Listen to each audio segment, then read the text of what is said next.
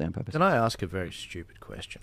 And again, you guys don't, I'm warning you ahead of time, you do not have to opine on this. But why was there the change? Because in my mind, here we go, this is going to be fun. This is why I do what I do. In my mind, the switch happened when women got the vote. Now, look, I'm not saying women shouldn't get the vote, but I think that... No. Yeah, I've got to make that obvious. But look... Sorry, man, I'm just thinking... No, literally, because you're watching suicide in front of you. No, but seriously, like if you look back at it, can we say that when we look at a map of America, let's take Australia out of it for a second. If all women vote, it's a blue wave. If all men vote, it's a red wave. Now, women, they cannot deny... I had this debate with an anthropologist one time, and I actually converted her on this. She was trying to make the point that, yes, Joel, women are more susceptible to socialism because they weren't given the educational opportunities. It was the men did it.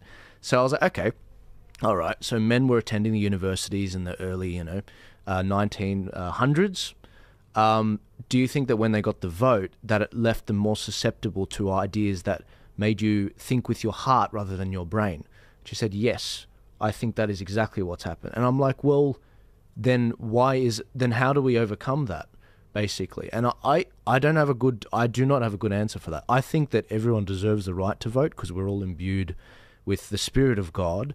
I do think that women should pursue a trad life, but they should also have the option of being able to work in the workforce. So I'm not a complete tyrant, but at the same time, I can't help but see we had such an amazing society. At what point was it that it opened the door to a democratically voting country to actually go down this direction? That's the big thing going through my mind, and I can't help but see that. It was men that gave women the vote. But was it too early in the sense that women, they didn't quite understand at that point because, as they say, education was kept for them, and I don't see any reason why that's not true. Is that the thing? I don't know. What are your thoughts? And again, I'm spitballing. That's why I do this podcast. It's so that people can say, you know what, Joel, you're dead wrong on this. I think it's X, Y, Z. But I'm looking at the history of Australia and Western countries, and I'm just thinking, well, it's at this point where we tend to start adopting, all sorts of policies like no-fault divorce and socialist policies, and I'm just like, well, I mean, that's the only thing I can see. I think men were pretty good at socialism too, in the socialist countries, and in the it's not exclusively the fault of women or because of the empowerment of women in the political and economic sphere. I think that women are, they were denied the vote for a long time. I mean, you can't say men gave women the vote because they probably should have had it all the time, or they would argue that it wasn't a great world back then for them because they did not have options. They had to be there were very defined roles that they had to undertake. And we threw the baby out with the bathwater, as you often see with cultural change. And so now everyone can choose. But if you're a woman, there's this enormous pressure to be successful at bloody everything, and it's driving women to whine, a lot of whine. It is a problem. I'm joking, but that is actually a real issue, particularly in Ireland and Australia. The wine alcoholism in women is worse than men and beer, and I think that a lot of that does stem from the fact that women feel so much pressure to be everything. I've got to have a successful career, I've got to be a great mother, I've got to do it all. Likewise, it's very hard for men to say, well, I want to step back now and look after the kids for a while. I maybe want to put the career on pause and all that sort of thing. Jordan Peterson talks about this a lot, but it's the contraceptive pill that changed everything because it meant and so the traditional Catholic view would be, that's the issue, right? That we have to get back to respecting the fact that there is a difference between the genders, and the genders are different for good reasons. They're equal but different, and those reasons exist. And gender roles. Yeah, and the gender roles. It's this really dangerous turf, right? But it should be a choice to a large extent. But I think there is a leaning, politically and in roles, to nurturing, to softer. Rob McMullen, who I have on my show a lot, natural law expert. You should get him on the panel down here. He's fantastic on this stuff about how Is he in Sydney? Is he? masculine and feminine sort of thing. Well, we're in Warrnambool tonight, aren't we? Of course we are in Warrnambool. Of course we're in Warrnambool. That's right. So, yeah, I'll get him to come from Brisbane down to Victoria and come on the panel. Excellent. But no, I mean, he talks about, the masculine and feminine and how that plays out in politics and plays out in economics and plays out in the roles that people choose to undertake. And the West, again, it's a Western value that there's a provision of choice, that men can choose now to stay at home if they so choose, and women can be the primary worker out there.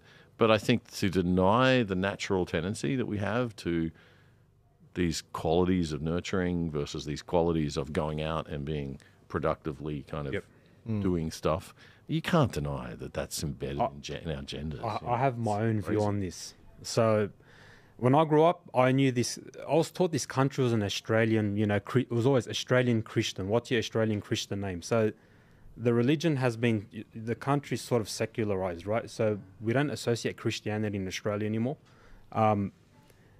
For me, my beliefs, which is also my religion's beliefs, there are gender roles. So the man's supposed to go to work, win the bread, and the mother's at home nurturing the children. And that sort of changed, they brought, feminism brought women's rights. Women wanted to go to the workforce. I think they did that just to get more taxes in from incomes of women. Yeah. So now they both have to work. And then now we're at a situation where it's inflation is so rampant, they've sort of forced women out in the workforce as well. Nobody in Australia can buy a house without, the husband and the wife going to work. Yeah. It's so far. It didn't used to be like that. Yeah. So that's why you got low birth rates, because women can't be mothers anymore. So the government wants to sell you the solution by bringing immigration rampant, which makes things worse. The whole thing's back to front, Nature tells us that women have to be mothers and the man has to go out there and work. If they can vote, sure, they can vote. But I also think where men out there running businesses, they should have, their vote count more if it's worth 5 votes, Right, so that's the idea of Saudi Arabia. There's a half a vote for a woman. Possibly. 3/5. Can we have 3/5? Business owners. Sorry, honey. But look, the reason I'm laughing and the reason we're laughing, and it's silly, it's because we can't hold these discussions anymore, and that's what they've done. And this is the problem. It's classic Jordan Peterson again. If I can't risk offending you, then we can't get anywhere as a society. Well, also, women's role in society, and coming back to that, the mothering role, we've diminished the importance of that role. And what impact is that having on children, right? They're not being raised, probably not getting the attention they should get. We're leaving them, So you've got people going out and working economically because they have to. You've got to have a 2-income family or you can't buy a house, as Mo just said. Yeah. That's not good. What happened to income splitting? I mean, that was something that was around, floated around as an idea in the 80s by John Howard, and he never brought it in. Yeah. Right? They never brought it in. Sure. Where you could take you could take the income of one parent, and you could split it between the two and pay the tax relative to those two people so both didn't have to be working. I mean, the way the tax system is set up is anti-family. The whole system's anti-family, and that's the socialist thing. That's the Marxism coming in. That anti-family. Going back to the family thing, and why did I tie it to? Because that's a cracker point you made before about in Stalinist Russia, it wasn't like a feminist nirvana where they all had the vote. It was still like early 1900s. That's a cracker point. But what my concern is going back to it. Australia is a massive umbrella of a culture. Basically, we have an Australian culture. It's the dominant culture. When Australia was great, that's what we had. We all knew that when we got in them. That's what we came, lucky country, we all had it. Exactly. Now, what my worry is the male socialists at the time, they actually did want to push women in, to get the vote for that reason, because they knew that they might be more susceptible to socialism and thinking with the heart over the mind. Yep. Now, that's not to say every single woman thinks with their mind second to their heart. It's not to say that at all. But I can't help but feel that there is a clear subversion of democracy that's happened in Australia, where they've attacked our institutions. And the best way to make women less happy was to actually make them enter the workforce. Because as you rightly pointed out, if you look at it statistically, because I was from the construction industry. If you look at it statistically, my mum was one of 13. My dad was one of 7. Like the idea that you could have one income and raise all those kids, the moment they really helped, they didn't just give women the option to work. They pushed them into it in a big way. Like, if you want to get anywhere in the world, you have to go to university. You have to go and enter the workforce to come into your own power. They demonize men. And I can't help but feel that what that has resulted in is it's the destruction of the family unit. And then as a result, economically, as you said, then we need to get mass immigration in to make the economic numbers look right. Yep. Again, you're looking at a panel of 5 dudes. We will be getting a panel of women at some point and doing this exact topic about women and feminism, and I'm already lining the panel up. But these are the tough discussions we've got to have, and I'm really concerned about, how we ended up where we are and how do we avoid what's happened in the US and the UK.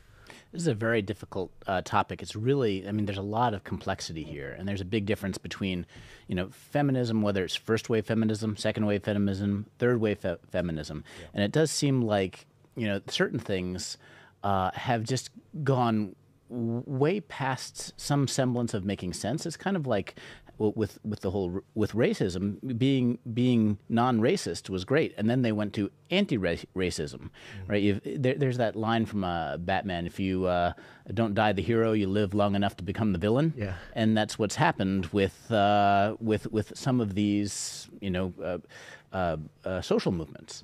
And so it's kind of when it comes to third wave feminism is completely off the rails, from my point of view. But it's a really hard and complicated subject to dissect these systems. And they are. It's a whole system of belief, system of government. Well, third wave feminism is about the demonization of men, and anti-racism is about the demonization of the white person, right?